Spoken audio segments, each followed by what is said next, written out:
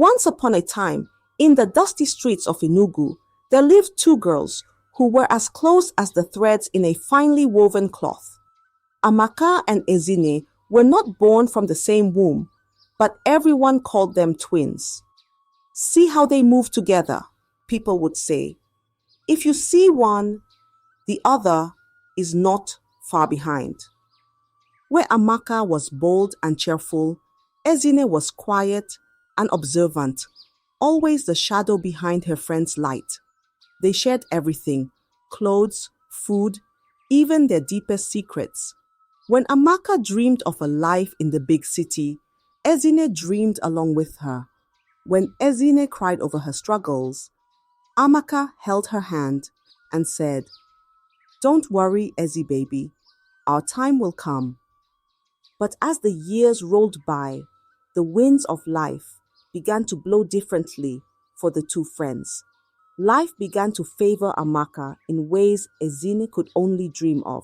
Amaka secured a good job with an oil company, rented a nice apartment in Lagos, and found the kind of man every woman prayed for: a tall, dark, and responsible man named Chidi. Ezinne's life, however, stayed the same. She remained in Enugu, teaching in a poorly paid private school, watching her dreams slip through her fingers. One evening, Ezinne's phone rang. It was Amaka. Her voice was full of excitement. "Ezzy baby, guess what?" Amaka laughed. "What is it, Amaka?" Ezinne asked, already knowing it would be something good. "Shidi proposed. I'm getting married." Amaka's laughter rang through the phone like a song. "You'll be my maid of honor, right?" Ezinne's heart sank. She forced a smile and laughed into the phone. "Ah, Amaka, this is good news. Of course I'll be your maid of honor." But when the call ended, Ezinne sat quietly, staring at the walls of her small room. Her heart felt heavy, like a stone sinking to the bottom of a river. "Why always her?" she whispered.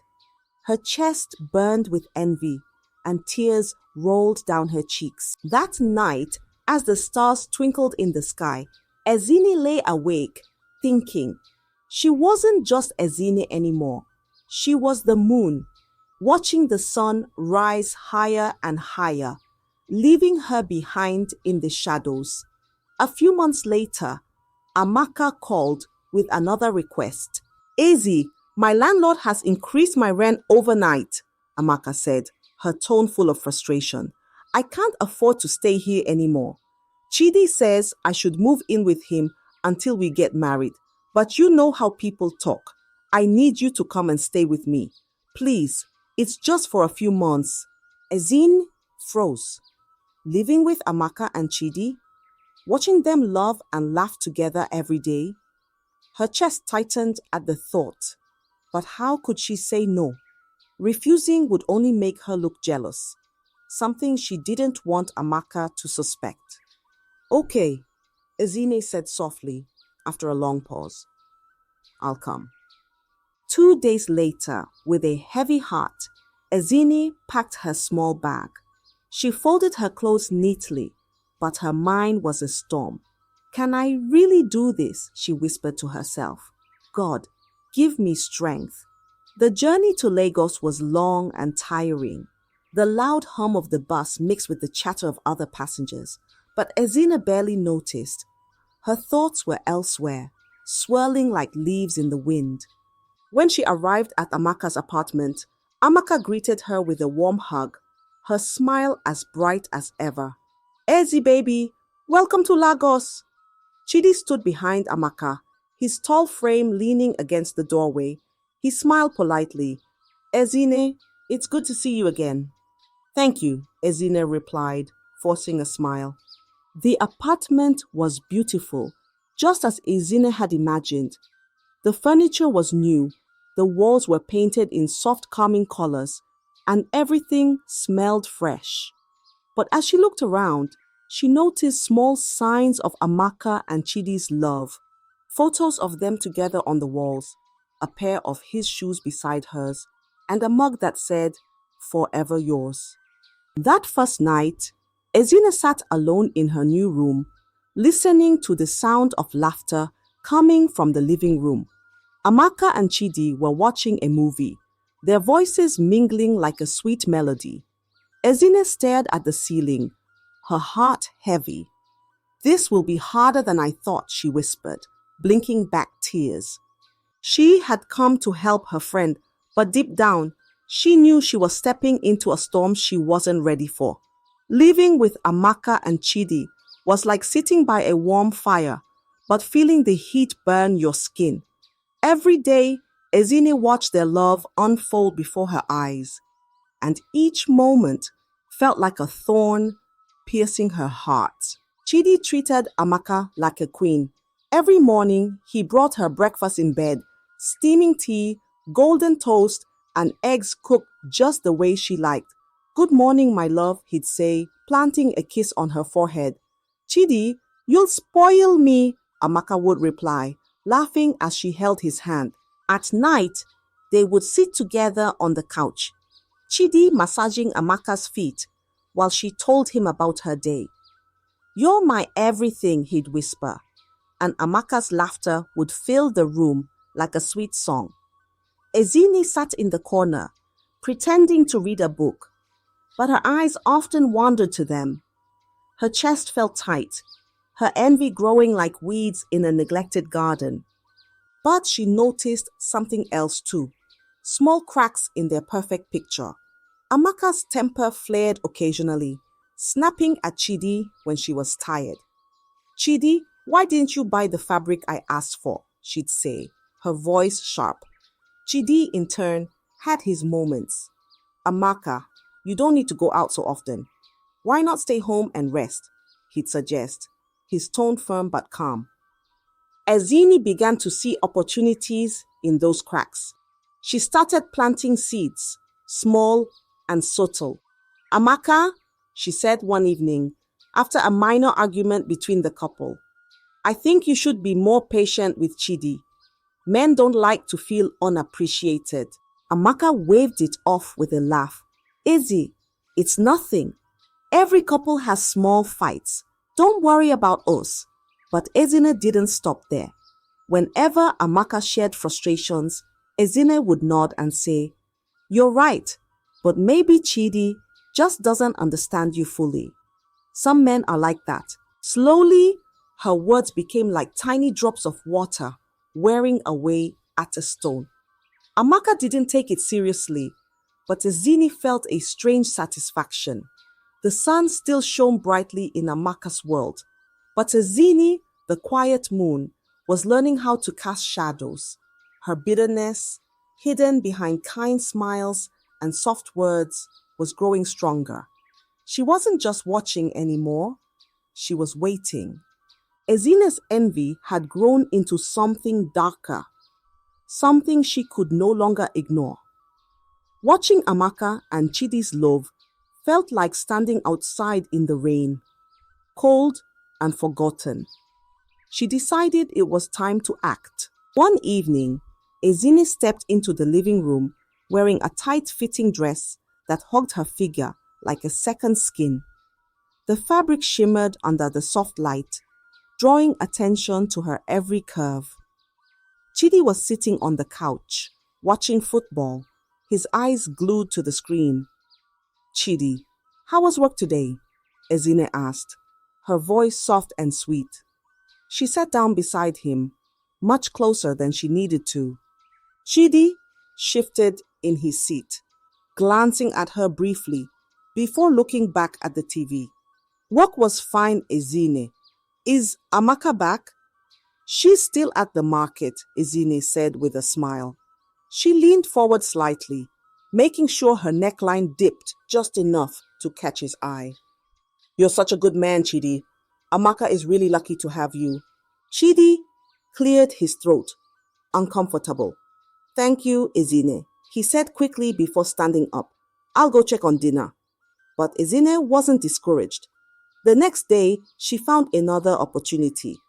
Chidi was in the bathroom and she accidentally opened the door. "Oh my God, I'm so sorry," she gasped, covering her eyes dramatically. But she didn't leave immediately. Chidi grabbed a towel, his face a mix of embarrassment and irritation. Ezinne, please knock next time, he said, his voice firm. I didn't mean to, she replied, her tone apologetic but her smile lingering. I'll be more careful. At first, Chidi tried to avoid her. He spent more time at work and less time at home, but Ezinne was persistent. She brushed past him in the hallway, her hand grazing his arm. She found excuses to start conversations, her words laced with subtle compliments. Chidi, you're so thoughtful, she said one evening when he brought Amaka her favorite snack. Not all men are like you.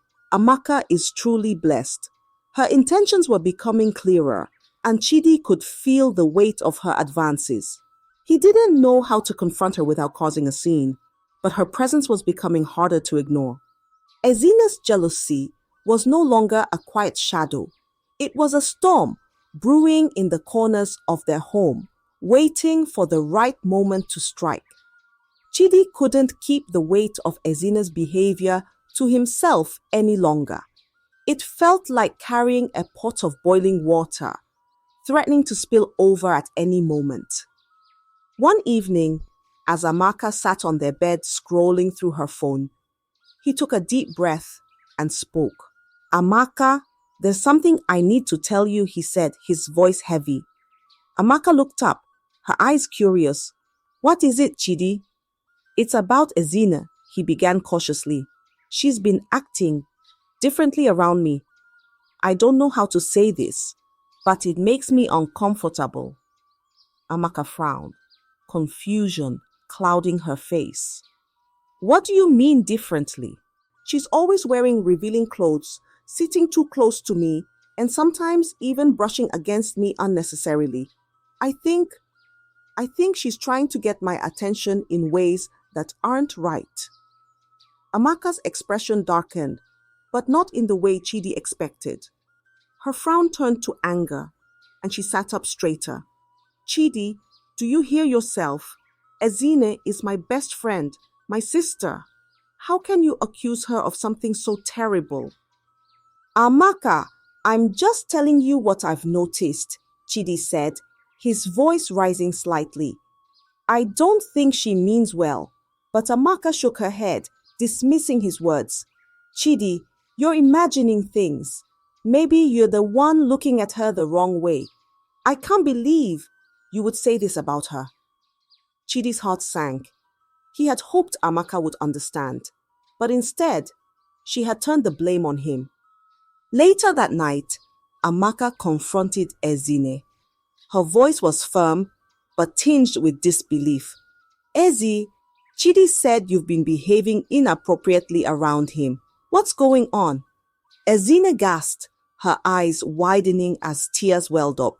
Amaka, how can Chidi say such a thing? I would never do that to you. You're my sister, my everything. Amaka softened, seeing Ezinne's tears. I thought so too. I told him he must be misunderstanding. I just needed to hear it from you. Of course, it's not true, Ezinne cried, wiping her eyes. Chidi must have misread my actions. Maybe I've been too friendly, but it's only because I care about you both. Amaka, I swear on everything, I would never hurt you like that. Amaka hugged her tightly, whispering, I'm sorry for even asking, Ezi. I'll talk to Chidi. He needs to stop this nonsense. But while Amaka comforted her, Ezinne's mind was racing. Chidi had dared to expose her. He wanted to ruin her plan. Her tears dried quickly and her heart hardened. As the house grew quiet that night, Ezinne lay in bed, staring at the ceiling. Her mind was a whirlwind of anger and determination. So, Chidi thinks he can warn Amaka about me? She whispered to herself. No problem. I'll make sure he never gets the chance again. The fire of jealousy that had been simmering in Ezinne's heart now blazed, and she vowed to remove Amaka from the picture, no matter the cost. Ezinne's thoughts were no longer clouded by doubt. Her jealousy had grown into a beast, and she was ready to do whatever it took to claim Chidi for herself. One morning, as she walked through the bustling market, her eyes fell on a woman selling herbs in a dim corner. The woman's face was sharp, her eyes dark with secrets. "Madam, do you know someone who can handle a problem for me?" Ezinne asked cautiously, her voice barely above a whisper. The woman raised an eyebrow, her lips curling into a sly smile. "What kind of problem?" Ezinne hesitated, her heart pounding in her chest. "Someone who can make someone disappear." The woman nodded slowly, her smile widening. "Follow me." She led Ezinne through a narrow path behind the market where a group of rough-looking men sat playing cards. The air was thick with the smell of sweat and cheap liquor. "This is Ugo," the woman said, gesturing toward the leader, a man with scars on his face and cold, calculating eyes. Ezinne's stomach twisted, but she forced herself to speak. "I need your help. There's someone standing in the way of my happiness. I want her gone." Ugo leaned back, studying her with amusement. "Gone, you say? You mean dead?" Ezinne swallowed hard, then nodded. "Yes." Ugo laughed, a deep, rough sound. "Women and their problem, always over a man. Why don't you just find another one?" Ezinne's face hardened. "You don't understand. He's mine. She's the only thing in my way." Ugo's laughter faded, and he leaned forward. "Fine, but it will cost you." "I'll pay whatever it takes," Ezinne said quickly, pulling out a bundle of cash. It was all the money she had saved over the years, but she didn't care. Ugo took the money, counting it slowly before tucking it into his pocket. "We'll handle it," he said, his voice cold. "Give us her details." Ezinne described Amaka, her routine, the places she frequented, and the time she usually returned home. Every word felt like a knife twisting in her chest, but she pushed the guilt aside. As she walked back home, her mind was a whirlwind of emotions. "This is for the best," she whispered to herself, her voice trembling. "Once she's gone, everything will fall into place." But deep inside, a small voice whispered, "You're betraying her. You're destroying the only real bond you've ever had." Ezinne silenced the thought, her resolve hardening like iron. She had already set the wheels in motion, and there was no turning back. The price of betrayal had been paid, and she was ready to collect. Then one evening, Amaka walked briskly, her bag slung over her shoulder. She had stayed late at work, and the road ahead seemed darker than usual. Suddenly, footsteps echoed behind her. At first, she didn't think much of it, but the steps grew louder, faster. A chill ran down her spine. "Who's there?" she called out, her voice steady but tinged with fear. Before she could turn, strong hands grabbed her, pulling her into a dimly lit alley. She struggled, her bag falling to the ground. "Please, let me go," Amaka cried, her voice trembling. "I don't have much money, but you can take everything I have." The men surrounded her, their faces shadowed, but their intentions clear. Ugo, the leader, stepped forward, his scarred face illuminated by the dim light. "It's not about money," he said coldly. "Then why? Why are you doing this to me?" Amaka asked, tears streaming down her face. Ugo's lips curled into a cruel smile. "Your best friend says hello." Amaka froze, her breath catching in her throat. "Ezinne?" she whispered, disbelief washing over her. "No, you're lying. Ezinne would never do this." The men chuckled, their laughter echoing in the narrow alley. "She paid us well," Ugo said. said you were standing in her way. Amaka's heart shattered into pieces.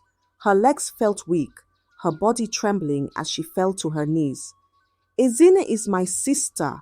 I've done everything for her. Why would she do this to me? She clasped her hands together, her voice breaking as she pleaded.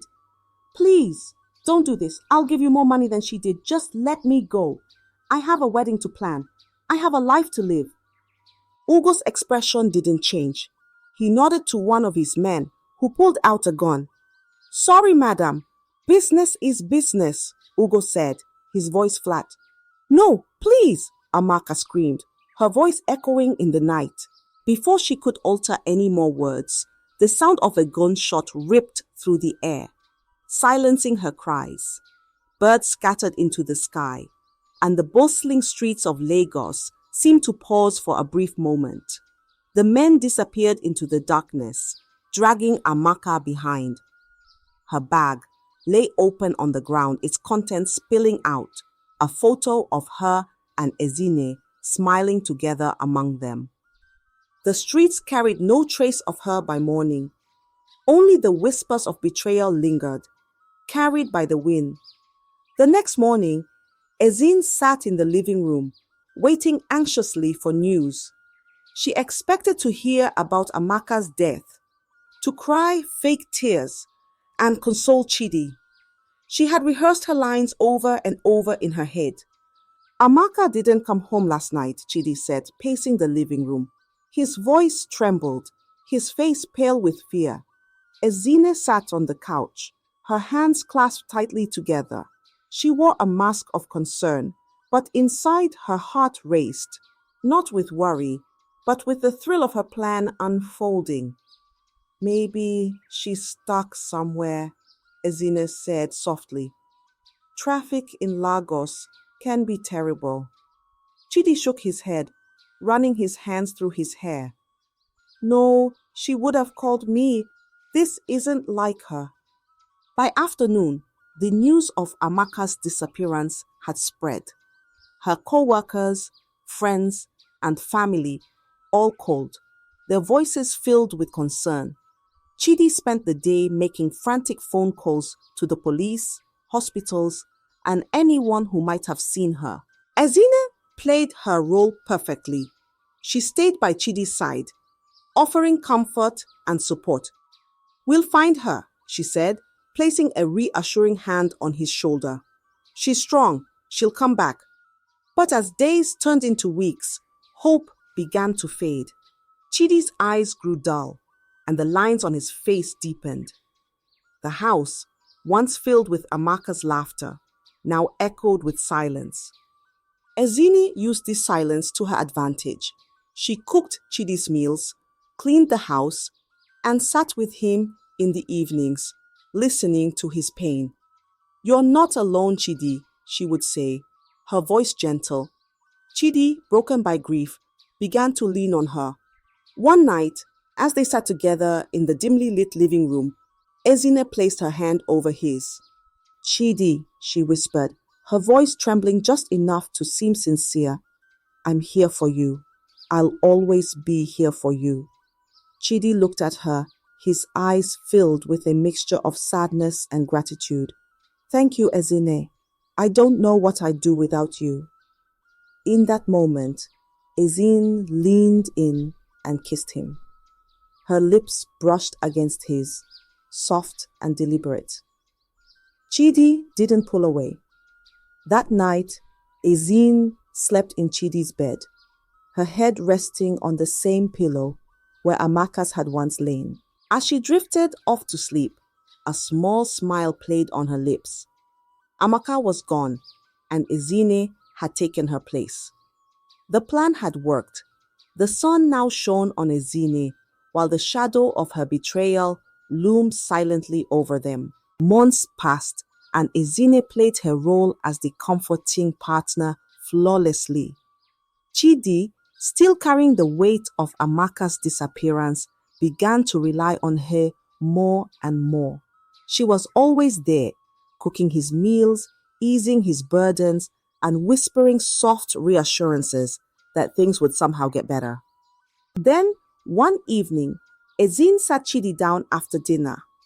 Her face was a mixture of nervousness and determination. Chidi, there's something I need to tell you, she began, her voice low. What is it? Chidi asked, his brow furrowed. I'm pregnant, Ezinne said, her eyes fixed on him. Chidi froze, the weight of her words pressing down on him like a heavy stone. Pregnant? He repeated, almost as if he didn't believe it. Yes, Ezinne said, tears welling up in her eyes. I didn't plan for this to happen, but maybe it's a sign that we're meant to move on and build a family together. Chidi stared at her, his emotions swirling. The grief for Amaka still lingered, but now there was something else. A new responsibility, a life growing inside Ezinne. After a long silence, he nodded slowly. We'll figure this out, he said, though his voice carried more resignation than joy.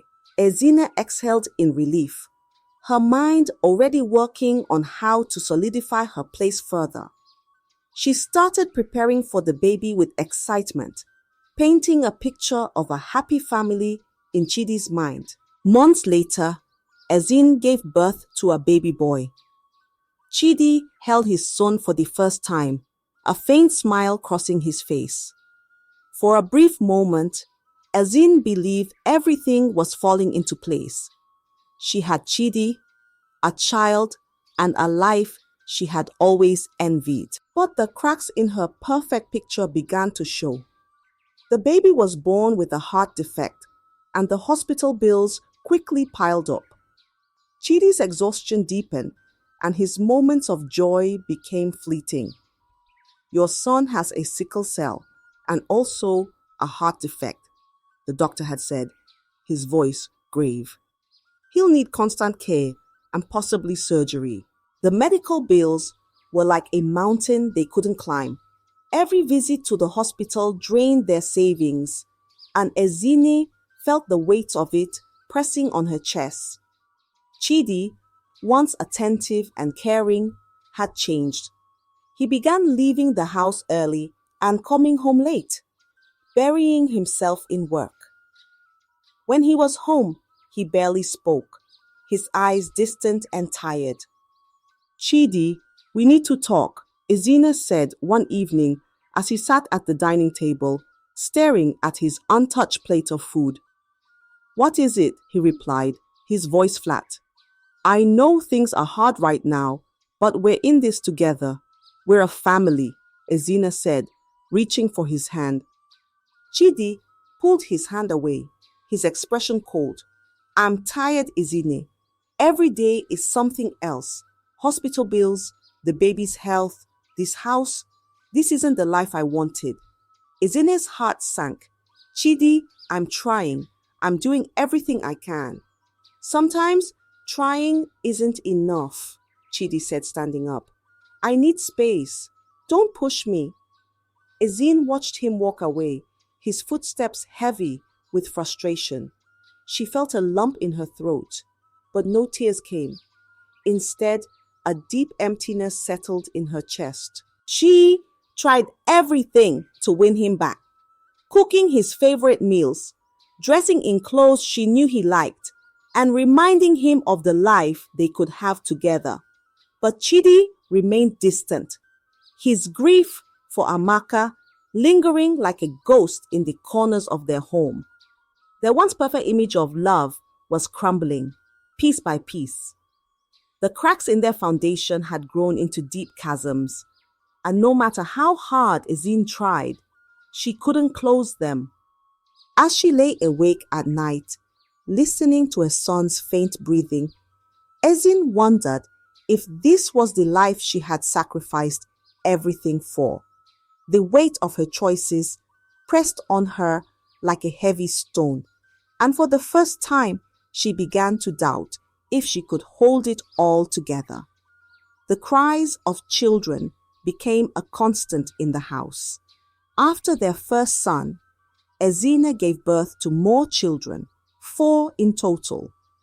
Each child came with their own struggles. Their second daughter was born an imbecile, with saliva always dripping down his mouth uncontrollably. The third son had developmental delays and paralysis, requiring expensive therapy sessions. By the time their fourth child was born, Ezinne felt like she was drowning in responsibilities. Chidi had changed even more. He was no longer the attentive man who once made breakfast for Amaka or whispered sweet words of love. Instead, he was distant, spending most of his time at work or away on business trips. Chidi, the school fees are overdue, Ezinne said one evening, her voice weary. She was balancing a crying baby on her hip while the older children argued in the background. Chidi didn't even look up from his phone. I'll handle it, he said, his tone dismissive. When? The school is already threatening to send them home, Ezinne pressed. I said I'll handle it, Chidi snapped, standing up and walking out of the room. Ezinne felt a pang of frustration and sadness. She was trying to hold the family together, but it felt like Chidi didn't care anymore. Then one day, everything came crashing down. Ezinne overheard a phone conversation Chidi was having in the living room. Yes, I'll send the money tomorrow, he said. Tell the kids I'll visit next weekend. Ezinne froze, her heart pounding. Kids? What kids? When Chidi ended the call, Ezinne confronted him. Who were you talking to? She demanded. Chidi sighed, rubbing his temples. I don't have the energy for this, Ezinne. Don't lie to me, Chidi. Who are these kids you're sending money to? Chidi stared at her, his face unreadable. They're mine, he said flatly. Ezinne's breath caught. Yours?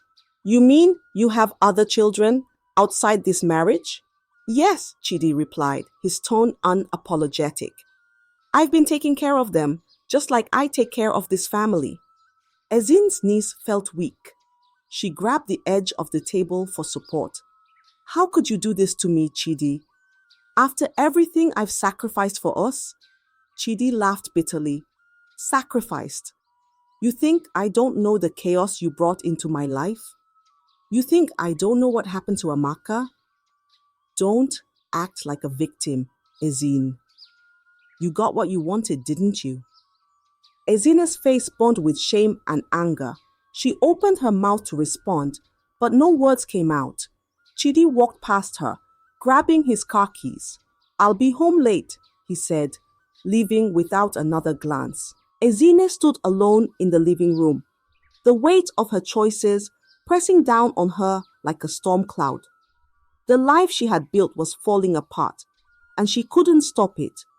More children had come, but instead of bringing joy, they had only deepened the cracks in their already broken foundation. As the years passed, another problem began. Ezinne began to have nightmares about Amaka. In the dreams, Amaka would appear, standing at the foot of her bed, her face pale and sorrowful. Why did you do it, Ezinne? Amaka would ask. Ezinne would wake up sweating, her heart racing. She'd sit up, clutching her chest, trying to calm the storm inside her. But the dreams kept coming, night after night, like uninvited guests that refused to leave. One day, as Ezinne walked through the crowded market, her arms full of groceries, she thought she saw a familiar figure in the distance. The woman was wearing a simple dress and had a gait that was all too familiar. Her heart stopped. Amaka, she whispered, her voice trembling. She dropped her basket and pushed through the crowd, her eyes fixed on the figure. Amaka, she called, louder this time. The woman turned briefly, her face obscured by the sunlight. For a moment, Ezinne thought she saw Amaka's features, the curve of her cheek, the softness of her lips. But before Ezinne could reach her, the woman disappeared into the crowd, swallowed by the sea of people. Ezinne stood frozen, her heart pounding like a drum. It can't be, she whispered to herself. She's gone. I know she's gone. But the guilt that had been simmering beneath the surface now bubbled over, consuming her like a wildfire. Every sound, every shadow seemed to remind her of Amaka. The laughter of women in the market felt like a mockery of her betrayal. The empty corners of her home felt like they were filled with Amaka's presence, watching, judging. Ezinne tried to push the guilt away, but it clung to her like a second skin. Her children's cries sounded like accusations. Chidi's cold stares felt like punishment. Even the walls of the house seemed to whisper, "Why?" Her mind became a prison, and Amaka's ghost was the warden, haunting her every moment. The weight of her actions was no longer just a burden. It was a noose tightening around her neck, making each breath harder to take. Ezinne had wanted everything Amaka had, but now she realized she had gained nothing but regret, sorrow, and the unrelenting ghost of the sister she had betrayed. 25 years after Amaka's disappearance, everything changed. Chidi was now a retired businessman, and Ezinne was living a quiet life, still caring for their children. One sunny afternoon, a car pulled up in front of their house. Ezinne was in the kitchen when a knock echoed through the house. It wasn't the casual knock of a neighbor or the hurried rap of a delivery man. It was slow, deliberate, almost ominous. "Who could that be?" Chidi muttered, folding his newspaper and heading for the door. When he opened it, the world seemed to stop. Standing there, dressed simply but with an air of quiet strength, was Amaka. "Amaka?" Chidi's voice cracked, his hands gripping the door frame for support. His face turned pale, his eyes wide with shock. Ezinne, hearing the name, froze. Her hands trembled as the bowl she was holding slipped and shattered on the floor. Amaka stepped inside, her gaze steady and piercing. "Hello, Chidi." "Hello, Ezinne," she said, her voice calm but carrying the weight of years gone by. Ezinne stumbled into the living room, her heart pounding like a drum.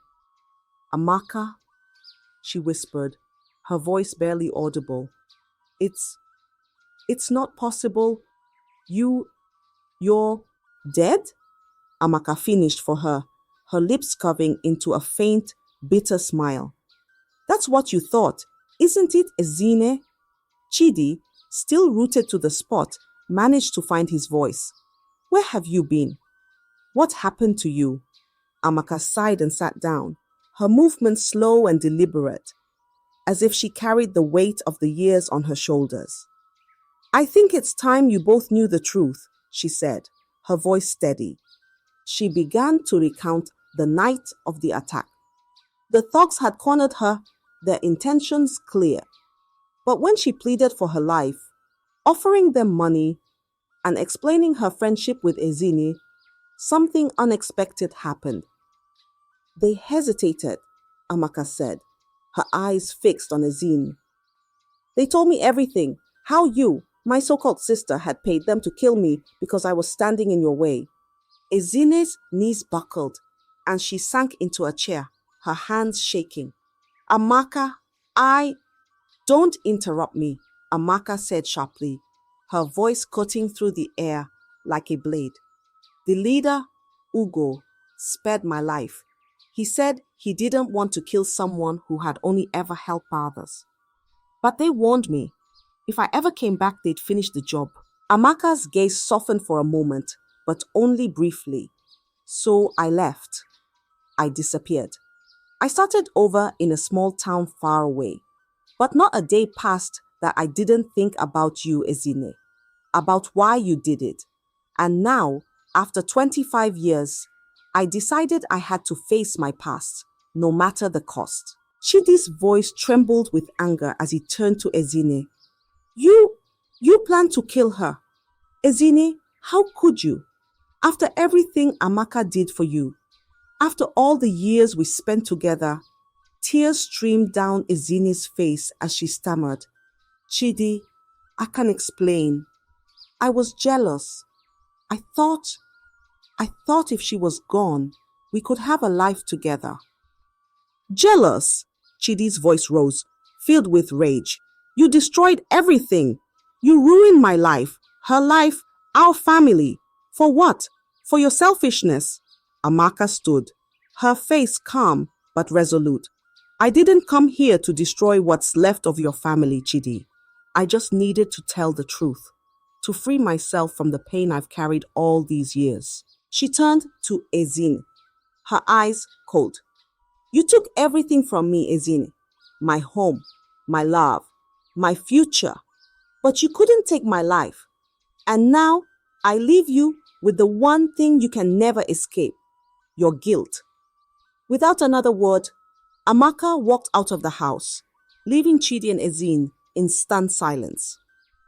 Ezinne's sobs filled the room as Chidi stood motionless, his face a mask of devastation.